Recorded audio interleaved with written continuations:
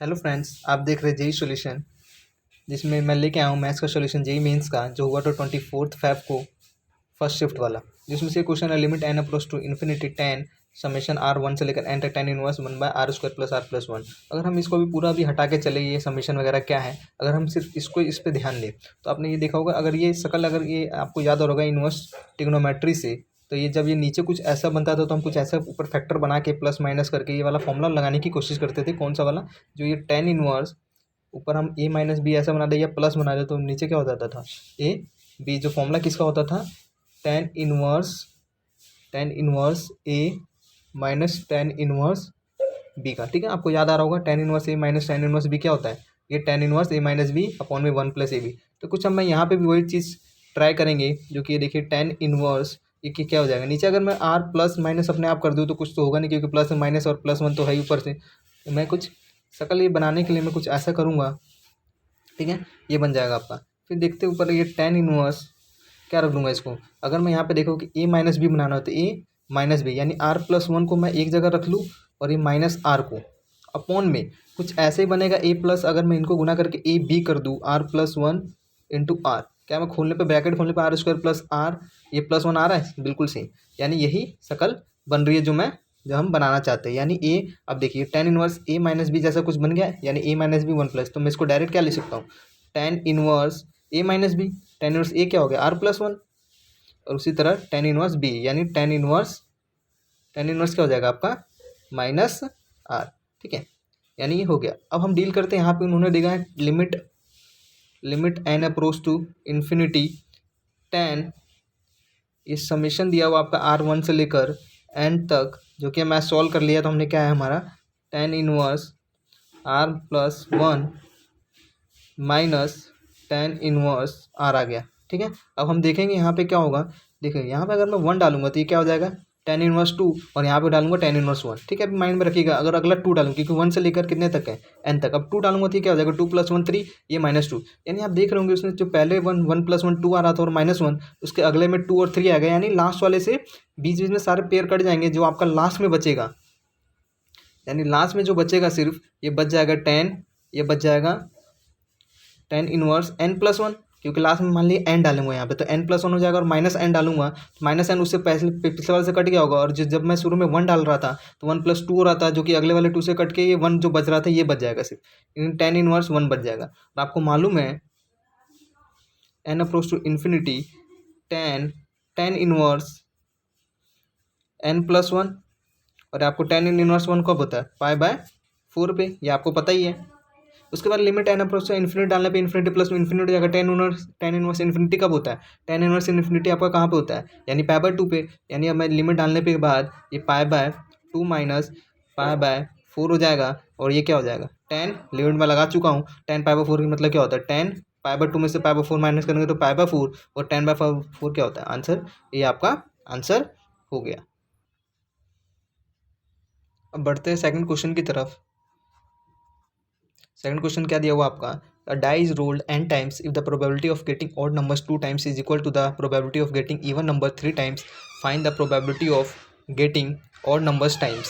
ठीक है, तो इसका क्या हो जाएगा? यहाँ पे देखते हैं कि आपको इससे पहले थोड़ा सा रिवीजन करते हैं। आपने सक्सेस और फेलियर वाला जो एक्सरसाइज था आपका एनसीईआरटी का प्रोबेबिलिटी का, अगर मान लो कि आप सक्सेस की प्रोबेबिलिटी आने की प्रोबेबिलिटी पी थी और फेलियर की आने की प्रोबेबिलिटी क्यू, तो आपको निकालना होगा कि अगर एन टाइम्स होता है, एन टाइम में अगर एक्स बार मुझे प्रोबेबिलिटी निकालनी किसकी? सक्सेस की। एक्स मतलब मान ली कि एक्स बार आ जाए मेरा प्रोबेबिलिटी, तो कैसे निकालते थे? एन सी एक्स, और पी प्रोबेबिलिटी की पावर एक्स हो जाती थी, मतलब सॉरी पी की पावर, जो सक्सेस हमारा निकालना उसकी पावर पी हो जाती थी, और फेलियर की पावर क्यू हो जाती, एन माइनस एक्स हो जाती थी, यानी जो बच गया यानी एन माइनस एक्स, यानी इसमें से इसको घटाने पे आती थी। ठीक है, उसी तरह अगर इसकी निकालनी होती थी तो ये याद आ रहा होगा आपकी एक्सरसाइज, उसी पे ये क्वेश्चन उसी पे आई है, फॉर्मुला बेस, मतलब इजी कह सकते हैं। अगर ये इजी इसलिए हुआ क्योंकि आपने ये डाइस दे दिया है जिसमें 1 2 3 4 5 6 आता है, जिसमें आपको पता है ऑड और इवन आने की प्रोबेबिलिटी फिक्स होती है, यानी 1/6 सॉरी 3/6 और 3/6 यानी हाफ। तो उसी तरह हम देखेंगे उन्होंने बोला कि ऑड नंबर 2 टाइम्स, यानी अगर ऑड नंबर की प्रोबेबिलिटी निकाले तो N C odd number 2 times, और उसमें ऑड नंबर को मैं सक्सेस ले लेता हूँ,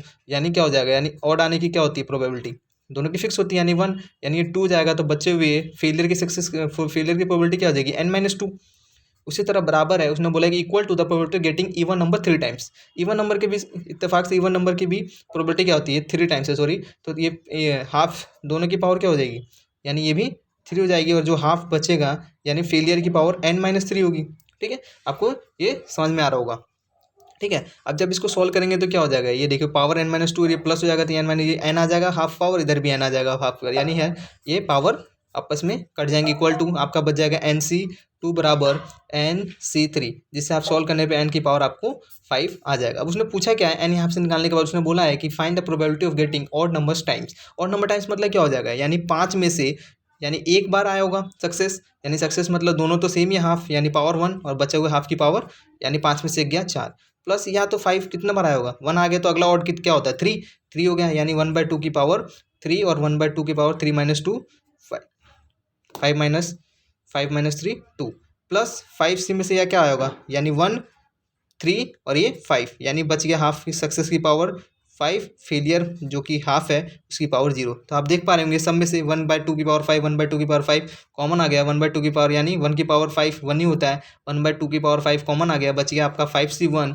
प्लस 5C3 प्लस 5C5, और आपको मालूम होगा 5C5 1 होता है, और 5C5 1 5C1 क्या होता है आपका 5, यानी ये 5 हो गया। इसको सॉल्व कर लेंगे, 5C3 क्या होता है 3 - 5 5 - 3 2, यानी 5C2 इसको लिख सकते हैं, और 5 इसको 5C2 लिख दिया, और ये 1 होता है।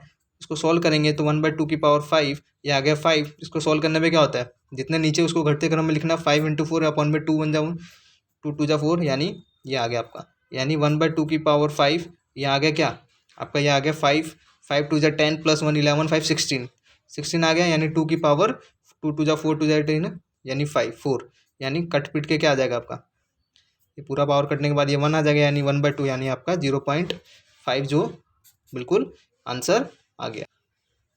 हेलो फ्रेंड्स, अब बढ़ते हैं थर्ड क्वेश्चन पे, जो आपका ये है, दिया हुआ है integration cos x minus sine X upon में 8 minus sine 2x dx is equal to a sine inverse sine x plus cos x upon में b, और बोला कि a कॉमा b निकालने के। देखिए आपका a और b मिसिंग है, यानी कंपैरिजन करके बोला गया है आपसे कि कंपैरिजन करके दोनों को a और b की वैल्यू निकालनी है, a कॉमा b क्या होगा। तो सोचने से पहले इसको करेंगे कैसे, तो अब करने से पहले आपको देख पा रहे होंगे यहाँ पे देखो साइन 2x है और यहाँ पे cos x साइन x है, तो एक तो डेरिवेटिव उसका मौजूद है, बट यहाँ पे dx है तो सामने भी आपको लेके चलना साथ साथ। ठीक है, तो आपको यहाँ पे देख पा रहे sine x plus cos x को अगर मैं टी लेता हूँ तो उसका डेरिवेटिव यहाँ पे है कि नहीं है, साइन एक्स का क्या हो जाता है कॉस एक्स, और कॉस एक्स का माइनस हो जाता है साइन एक्स। ठीक है, यानी उसका डेरिवेटिव मौजूद है, तो यहाँ पे हम क्या कर लेंगे, लेट कर लेंगे किसको, sine x plus cos x को क्या मान लेंगे हम लोग टी, और डिफ्रेंशिएट कर देंगे तो क्या हो जाएगा, ये साइन एक्स का कॉस एक्स हो जाएगा, माइनस कॉस एक्स का क्या हो जाएगा साइन एक्स, और ये आपका पूरा डी एक्स बराबर डी टी हो जाएगा कि नहीं हो जाएगा। और यहाँ पे देखिए ये बिल्कुल सेम शक्ल बन रही है, यानी मैं इसको क्या लिख सकता हूँ अब, और यहाँ पे मैं लिख सकता हूँ, यानी ये हो गया डी टी अपॉन में 8 माइनस, अब देखते हैं साइन 2x है तो इसको भी कुछ टी डिपेंडेंट बनाना होगा कि टी ऊपर आ चुका डी टी, तो टी कुछ बनना पड़ेगा वरना ये क्वेश्चन होगा ही नहीं। तो देखते हैं क्या बनता है, उससे पहले हम सामने वाले को जो आर एच एस है उसको पहले सॉल्व कर लेते हैं। साइन इनवर्स हमने इसको क्या लिया था, टी लिया था, यानी टी अपॉन में बी। अब ये क्वेश्चन आपका बिल्कुल खत्म है, बस यहाँ पे सोचना क्या होगा, तो आपने ये ध्यान दे रहोगे कि स्क्वायरिंग बोथ साइड करूंगा मैं, तो क्या हो जाएगा ए प्लस बी का होल स्क्वायर हो जाएगा, ये टी स्क्वायर हो जाएगा, और इसका होल स्क्वायर करने पे क्या आ जाएगा sine square plus cos square plus sine 2 sine x cos x, तो sine square plus cos square 1 हो जाएगा, और plus 2 sine x cos x क्या होता है साइन 2x, यानी 1 प्लस साइन 2x बराबर क्या आ जाएगा टी स्क्वायर, और साइन 2x की वैल्यू अगर मैं यहाँ से निकालना चाहूँ तो टी स्क्वायर -1 हो जाएगा कि नहीं हो जाएगा, टी स्क्वायर -1 हो जाएगा कि नहीं हो जाएगा। ठीक है, ये टी स्क्वायर -1 है आपका। ठीक है, अब यहाँ पे मैं आराम से ब्रैकेट के साथ टी स्क्वायर -1 यहाँ पे डाल सकता हूँ। ठीक है, समझ में आ रहा होगा कैसे अप्रोच किया यहाँ पे, इजी टू मॉडरेट, बट वहाँ पे सोचना मुश्किल होगा ऑन द स्पॉट। ठीक है, यहाँ पे हम सोच पा रहे हैं। ठीक है, यहाँ पे करने के बाद आपको दिख रहा होगा ये, अब इसको सॉल्व करेंगे, क्वेश्चन खत्म है और कुछ बचा ही नहीं है क्वेश्चन में, यानी ये क्या हो जाएगा, यानी 8 माइनस माइनस प्लस 9 हो जाएगा, यानी 3 का स्क्वायर माइनस टी का स्क्वायर, और ये आपको दिख भी रहा होगा ये किसका फॉर्मूला बन रहा है, sine inverse T by B. ठीक है, ये फॉर्मूला किसका बन रहा होगा, A square minus T square किसका फॉर्मूला होता है इंटीग्रेशन में, sine inverse T by X by, मतलब यानी ए स्क्वायर माइनस टी किसका होता है, यानी साइन इनवर्स एक्स बाय यानी टी बाय 3 बराबर आपका आ गया a sine inverse T by b. अब दोनों को कंपेयर देखो, यहाँ पे कुछ नहीं, यानी 1 होगा, 10 में तो 1/a आता, बट साइन में 1/a नहीं आता, यानी यहाँ पे कुछ नहीं आता, यानी 1 है, यानी ए की वैल्यू से कंपेयर करने पे क्या आ जाएगा 1, और बी की वैल्यू देखो टी से टी सेम है नीचे वाला, यानी बी का होना भी यहाँ पे 3 चाहिए, यानी a, b आपका क्या आ जाएगा, a, b जो आएगा आपका ये 1, 3 आ जाएगा, यही आपका आंसर। बढ़ता है अगले क्वेश्चन की, जो फोर्थ वाला क्वेश्चन हमारा, ये दिया हुआ एक्स डी वाई, डिफरेंशियल का दिया हुआ X D Y minus Y D X, ये भी इजी टू मॉडरेट, बट वहाँ पे दिख रहा था कि नहीं दिख रहा था। देखो डी एक्स है तो डी एक्स को मैं सबको डिवाइड कर दूंगा, यानी X D Y by D X, ये हो जाएगा आपका Y D X by D X हो जाएगा, इज इक्वल टू आपका क्या बचेगा, X square plus Y square. ठीक है, यहाँ पे तो एक्स स्क्वायर प्लस वाई, ये देखो डी एक्स कट गया, यानी बच गया x D Y by D x minus y बराबर x square plus Y square. ठीक है, ये दिख रहा होगा आपको, ये देखो माइनस वाई का तो उधर ले जाएंगे, यानी Y D Y by D X, ये क्या हो जाएगा आपका X square plus Y square plus Y हो जाएगा, और ये D Y by D X is equal to क्या हो जाएगा, ये मल्टीप्लाई तो ये डिवाइड हो जाएगा, X square plus Y square plus Y upon में एक्स। और आपको ये दिख रहा होगा, ये होमोजीनियस यहाँ से बन गया, होमोजीनियस दिख रहा है कि नहीं दिख रहा, होमोजीनियस बन गया D Y by D X. ये देखने पे देखो, ये पावर 2 है, तो यानी कॉमन लेने पे ये रूट से बाहर आ गया, एक पावर बचेगा, यहाँ पे एक पावर, यानी वाई बराबर वी एक्स ले लेंगे, और ये क्वेश्चन आपका खत्म हो जाएगा, और बिल्कुल आराम से सॉल्व हो रहा है। लास्ट में आप जब फाइनल आंसर निकाल लेंगे तो आपका आंसर क्या आ जाएगा, Y plus under root Y square plus X square is equal to C X square. दिख रहा है नहीं दिख रहा है, यहाँ पे देखो वाई वी एक्स लेंगे तो वी ये वी एक्स लेंगे, वी स्क्वायर एक्स स्क्वायर निकल जाएगा, यहाँ एक्स कॉमन निकलेगा, यहाँ पे वी एक्स है, एक एक्स एक्स कट जाएगा, यानी वी बच जाएगा इधर एक, यहाँ पे इसको डिफ्रेंशिएट करोगे तो क्या बन जाएगा, d Y by D x v plus x d v by D x, यानी v plus x d v by D x, v से वी कट जाएगा, यानी सॉल्व करने पर आपको आंसर फाइनल ये दिख जाएगा, आपको प्रॉब्लम नहीं आने वाली है। ठीक है, तो आंसर मैच कर लीजिएगा, बिल्कुल सिंपल क्वेश्चन है।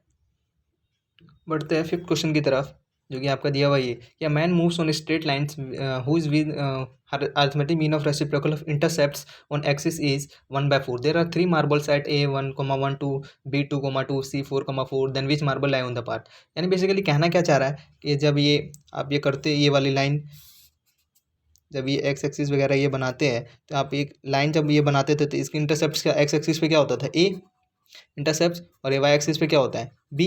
यानी कहने का मतलब है कुछ ऐसा स्ट्रेट लाइन पे कुछ चल रहा है, तो मतलब उसके इंटरसेप्ट ये है, जो उसने बोला हुआ है कि इसकी अरिथमेटिक मीन क्या होता है, वो भी उसका रेसिप्रोकल का, ऐसे बोलता सिंपल अरिथमेटिक मीन तो ए प्लस बी बाई 2 होता, बट उसके रेसिप्रोकल का, यानी 1/a प्लस 1/b अपॉन में 2 इज इक्वल टू दिया 1/4, ये 2 से 2 कट जाएगा, यानी 1/a प्लस 1/b, ये 1/2 आ जाएगा कि नहीं आ जाएगा। क्वेश्चन यहाँ तो पहले समझिए एक पार्ट में, यहाँ तक तो ये क्वेश्चन ये हो गया। फिर कहना क्या चाह रहा है, फिर कह रहा है कि 3 मार्बल्स है, जो कि अब मान लो कोई मार्बल है कि कहीं पे रखा होगा, मान लो तो पूछना चाह रहे हैं कि कौन सा मार्बल जो इस स्ट्रेट लाइन पे रखा हुआ है, इन सेंस कि इस पर लाई कर रहा है, तो कैसे लगाएंगे पहले, तो इसका जो पहले इक्वेशन होता था आपको पता क्या होता है, X by A plus Y by B is equal to 1 होता है कि नहीं होता।